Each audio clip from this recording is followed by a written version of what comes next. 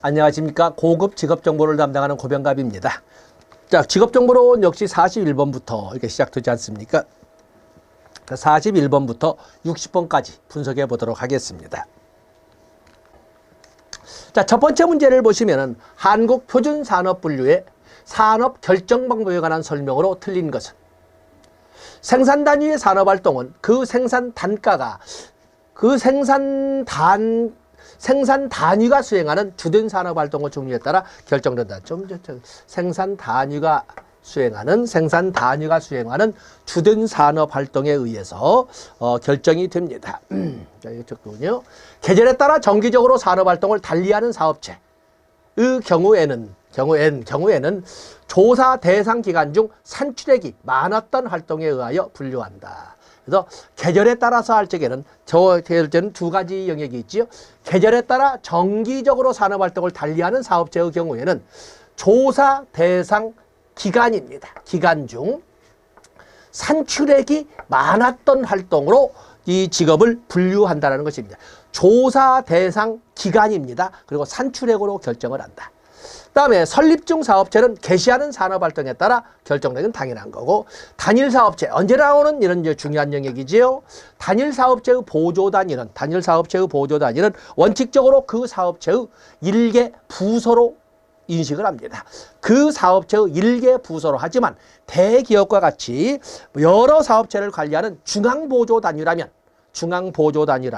별도의 사업체로 하지만 원칙적으로는 단일 사업체의 보조 단위는 그 사업체의 보조 단위로 인식하는 것이 원칙입니다. 예외가 있지만 여러 사업체를 관리하는 경우에는 여러 사업체를 관리하는 중앙 보조 단위라면 별개의 사업체로 인정을 하지만, 그렇지 않을 경우에는 그 사업체의 보조 단위로 본다는 거 꼭 기억하셔야 됩니다. 아주 잘 나옵니다. 답은 4번이 되겠어요. 42번으로 가서 보시면 워크넷에서 제공하는 청소년 인성검사의 구성 요인 중 개방성의 세부 요인이 아닌 것은. 자, 청소년 인성검사 심화학습이 있군요. 청소년 인성검사가 나오면 보통 이것은 빅 5 하위 검사를 통해서 이끌어갑니다. 그래서 여기는 유향성, 또 그러면 호감성,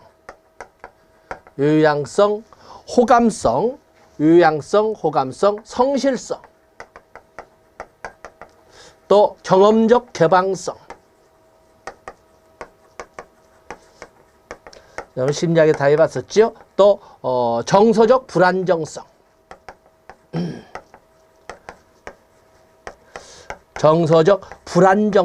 이 5개의 영역을 세분화해서 30개의 하위 요소로 이렇게 해서 그 청소년 인성을 검사하게 됩니다. 지금 문제를 보면 그 중에 개방성의 세부 요인, 말하자면 경험적 개방성의 세부 요인이 있는데, 경험적 개방성의 세부 요인으로서는 이 상상, 여기 나와 있지요. 상상, 심미, 또 그런가 하면 여기 오면 자극추구가 이렇게 나와 있지 않습니까? 자극추구. 그래서 여기 자극추구는 관련이고, 여기는 지적. 여기 보면 감수성이 있는 것처럼 거기에 오면 지적 호기심과 감수성. 그래서 상상, 심미, 지적 호기심, 감수성, 또 그런가 하면은 가치, 이런 등을 세부 요인으로 해서 분류를 합니다. 자극추구는 관련이 없습니다. 그렇기 때문에 이 자극추구는 청소년 인성검사로 본다면 자극추구라고 하는 것은 유향성에 해당되는 세부 요인이 되겠습니다. 그래서 어쩔 수 없이 우리가 고급 직업정보를 접근하게 되면 좀 세부적인 내용까지도 좀 접근을 해야 된다는 점 생각하시고 숙지를 해 주시면 되겠습니다. 답은 2번이 되겠습니다. 43번으로 넘어가 보겠습니다. 워크넷에서 제공하는 학과 정보 중 자연계열에 해당되는 것은, 보통 자연계열에 대한 문제가 곧잘 나오는데 공학과라는 이름을 붙여놓고 자연계열로 분류하는 경우가 있습니다. 자, 여러분 보시면은 학과의 계열, 학과 정보를 보시면은 인문계열, 그렇죠? 사회계열, 교육계열, 자연계열, 공학계열, 그리고 의학계열, 그리고 예체능계열, 이렇게 7개 계열로 학과를 크게 대분류하지 않습니까? 그 중에 우리가 이과라고 표현하는 경우에 있어서 자연계열, 공학계열, 의학계열을 나눠볼 수가 있는데, 함정으로 나오는 것이 공학이라는 이름을 붙여놓고 자연계열로 분류하는 경우가 있습니다. 그래서 여기 보면 공학이란 이름에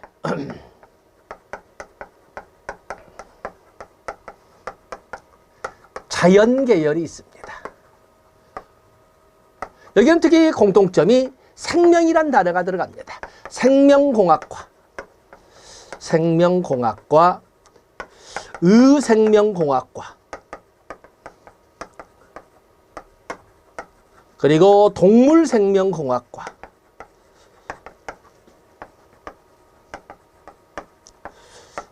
또 그런가 하면은 식품생명공학과, 식품입니다. 식품생명공학과.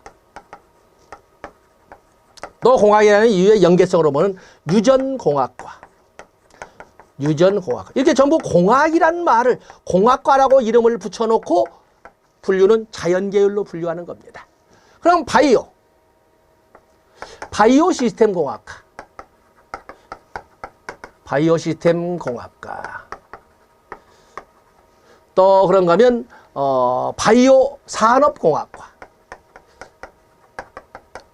바이오 산업공학과. 또 그런가 하면 임산공학과.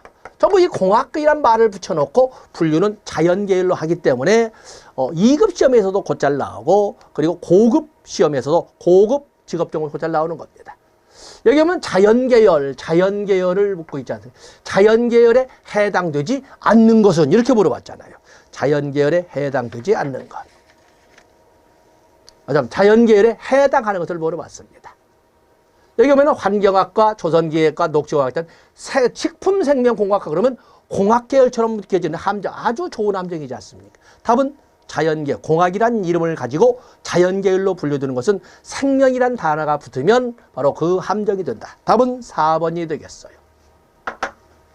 44번으로 넘어가 보시면 한국표준산업분류 주요 개정 내용에 관한 설명으로 틀린 것은 제조업에서 원모피 가공업은 의복 액세서리 및 모피 제품. 왜냐면 또 제조업에서 의복 액세서리 및 모피 제품 제조업에서 가죽 가방 및 신발 제조업으로 이동했다. 그래서 본래 제조업에 있었던 원모피 가공업이 의복 액세서리 및 의복 액세서리 및 모피 제품 제조업에서 가죽 가방 신발 제조업으로 이동하였다. 문장이 길어서 쉽게 숙지지는 못하지만 어떤 한번 읽어주시고, 전기, 가스, 증기 및 공기조절 공급업에서 산업 성장세를 고려하여 태양력 발전업을 신설했다. 특히 위에는 잘 읽어지지 않는다 하더라도 태양력 발전업 신설되었습니다. 다음에 금융 및 보험업에서 산업 규모를 고려하여 상호저축은행 및 기타 저축기관을 통합하였다. 요즘은 많은 SBI라든지 OK그룹이라든지 많은 이런 저축은행들이 등장하지 않습니까? 그래서 산업 규모를 고려해서 상호저축은행 및 기타 저축은행을 통합했다. 자, 이것도 하나 가지고.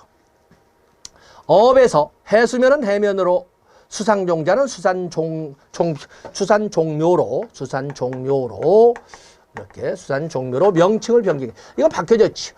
이 한국표준산업분류를 이끌어갈 적에 해면을 해수면으로,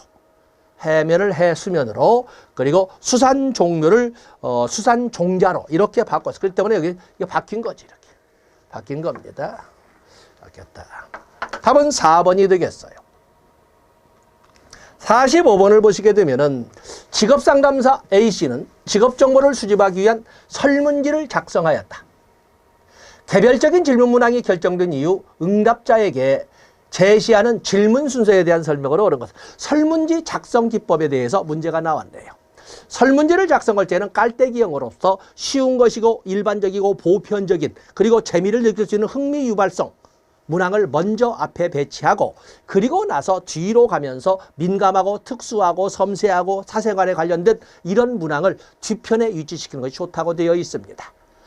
또 그런가 하면은 뭐 가능한 한 그 동일 문항을 어떻게 할 것이냐 하는 문제. 왜냐하면 설문지를 작성할 때 문항은 서로 겹치는 문제가 없도록 상호 배타적이면서도 빠진 영역이 없도록 포괄적이어야 된다.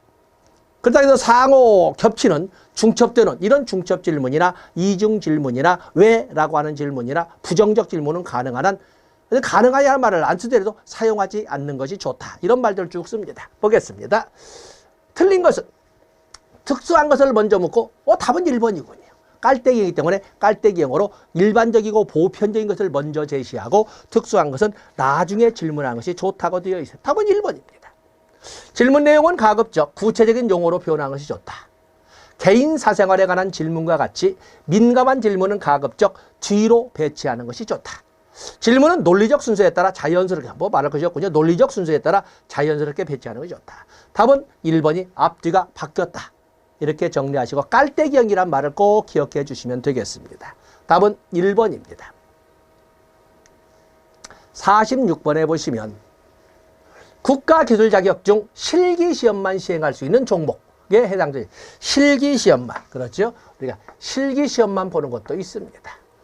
석공, 도화, 도배, 세탁 기능사만 하더라도 옷가무 재질이 아주 다양하기 때문에 온도라든지 아니면 그 섞는 혼합하는 약품 약재라든지 이런 것이 아주 민감하지 않습니까? 그 때문에 어떤 화학적 기초 지식이 있지 않고서는 사용하기가 어렵다라고 설명할 수가 있습니다. 그래서 여기는 답은 당연히 세탁 기능사가 되겠습니다. 때문에 우리가 보면은 여기 실기시험만 보는 거에는 여기 석공, 도배도 있지만 또는 방수, 비계 또는 조적, 벽돌 이렇게 싸는 거 있지요. 또 유리시공, 또 타일 이런 것은 필기시험을 보지 않고 실기시험만 봅니다. 또 그런가 하면 지도 제작. 우리가 또 함정을 나오는 것이 지도 제작, 또 항공사진. 상당히 고급스럽게 보는데 이것도 실기시험만 봅니다. 지도 제작이나 항공사진 이것도 역시 실기시험만 봅니다. 한글 속기 1급, 2급, 3급. 또 그러면 금속재 창호 이런 것도 뭐냐면 실기시험만 본다. 특히 여기 함정으로 나올 수가 있습니다. 지도 제작 실기시험만 본다. 항공사진 실기시험만 본다. 이렇게 해서 이런 함정도 피해 가셔야 됩니다. 47번을 보시면 한국 표준 직업 분류에서 대분류 A 군인에 관한 설명으로 틀린 것은 군인은 수행된 일의 형태에 따라 분류되어야 한다는 일반 원칙에 따라 대분류 A에 분류한다? 아닙니다. 여기 보면 숫자로 대분류 1 관리자, 대분류 2 전문가, 관리자 및 관련 종사자, 전문가 및 관련 종사자 이렇게 쭉 나오지 않습니까? 그런데 왜 군인은 대문자 아라비아 A라고 쓸까? 군인은 일의 형태에 따라 분류하는 것이 아니라 정보 수집상 편의에 의해서, 그래서 이 군인이라고 하는 것은 얼적에 정보 수집상 또는 자료 수집상의 편의에 따른 분류다. 이렇게 할 수가 있습니다. 일의 형태가 아니라. 이 대분류에 포함되는 대부분의 직업은, 즉 군인에 포함되는 대부분의 직업은 이 제2 수준 이상의 직무 능력을 필요로 한다. 직무 수준으로 본다면 관리자 및 관련 종사자 대분류 1, 전문가 및 관련 대분류 2, 대분류 1과 2는 적어도 3수준 아니면 4수준 네, 이런 직능 수준을 요구를 합니다. 나머지는 모두 제2수준인데 단순 직업 종사자만 대분류 9의 단순 직업 종사, 단수 기능 종사자만 소위 직능 수준 1이면 되다라고 이렇게 분류를 하고 있습니다. 어쨌든 군인도 종래에는 1 직능 수준, 제1 직능 수준이면 초과다고 했는데 지금은 전쟁이 아날로그 방식의 또는 백병전으로 이렇게 하는 것이 아니거든요. 첨단, 거의 AI를 이용한 이런 소위 컴퓨터를 이용한 이런 방식이기 때문에 최소한 직능 수준, 제2 직능 수준은 필요하다라고 이렇게 분석을 합니다.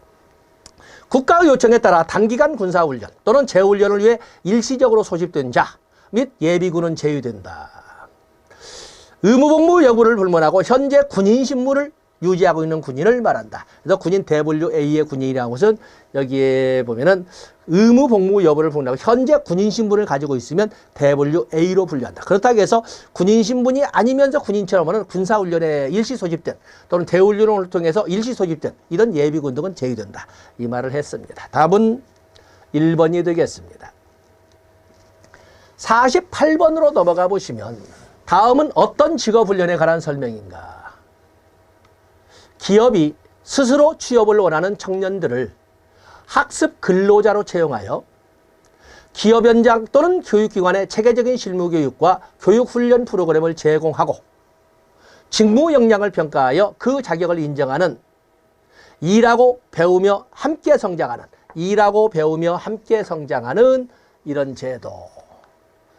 그래서 학습 근로자로 채용해서 체계적인 실무 교육과 훈련 프로그램을 제공하고 직무 역량을 평가해서 자격을 인정하는 일하고 배우고 함께 성장하는 제도를 우리는 일학습 병행 제도라고 합니다. 일학습 병행 제도. 답은 1번이 되겠습니다. 때문에 일학습 병행 제도 다 이거 중요한 것이고 당연히 이것도 중요하고 이것도 중요하지 않습니까? 그래서 일학습 병행에 대해서 좀 더 확대된 이런 자료를 같이 답제를 해놨습니다. 참고해서 또 다른 문제가 출제될 경우를 대비하시면 되겠습니다.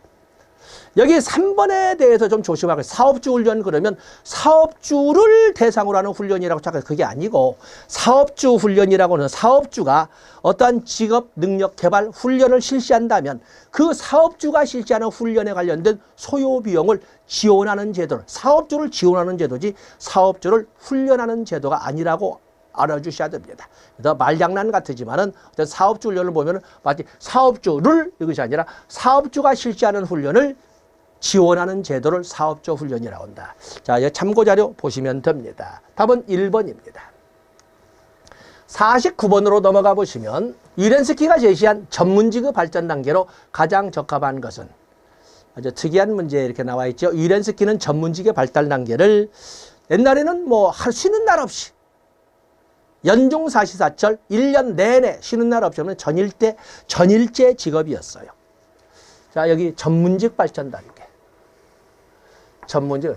전일제 직업이었던 것이 이제는 소위 대학 양성을 하기 전문직을 양성하기 시작하지요. 대학을 설립하고 양성을 한 다음에 관리하기 시작합니다. 전문가 협회가 설립이 됩니다. 그리고 나서 이 양성하고 관리하고 그리고 면허증 제도를 발급함으로써 체계화하게 됩니다.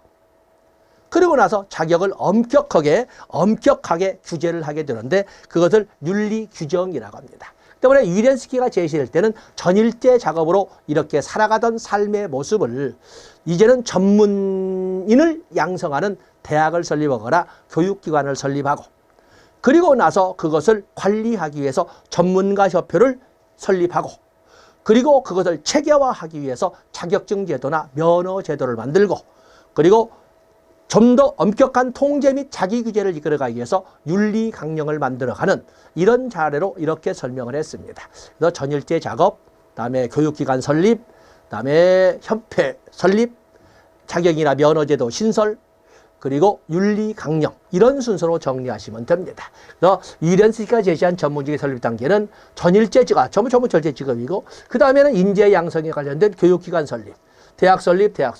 그렇죠? 그 다음에 이 대학을 설립했으면 이제는 그걸 관리하기 위한 협회 설립. 그리고 나서 엄격화를 위해서 자격이나 면허 신설. 답은 3번이 되겠습니다. 답은 3번. 그래서 인재 양성, 관리, 체계화, 그리고 자기 통제 이렇게 해서 넘어가시면 되겠습니다. 답은 3번이 되겠어요. 50번에 보시면 직업정보 가공 시 유의해야 할 사항으로 틀린 것은 직업은 그 분야에서 전문적이므로 직업은 그 분야에서 전문적이므로 이용자가 이해할 수 있는 수준의 언어를 사용한다. 때문에 직업 정보를 가공해서 제공할 적에 전문 용어를 쓰기보다는 누구나 쉽게 이해할 수 있는 용어를 사용해야 된다. 최신의 자료를 활용한다. 시청각 효과를 부여한다. 정보 제공 방법별로 구분하지 않고 표준화된, 그렇죠. 이 표준화된 형태로 제공합니다. 그렇기 때문에 이용자가 이해할 수 있는 수준의 언어를 사용해야 된다. 최신의 자료를 사용한다. 시청각 효과를 부여한다. 표준화된 형태로 제공해야 되는데 구분하여 정보 제공 방법별로 구분하여 표준화된 형태. 이 표준화 함정이 여기 맞습니다. 그래서 답은 4번이 되겠습니다.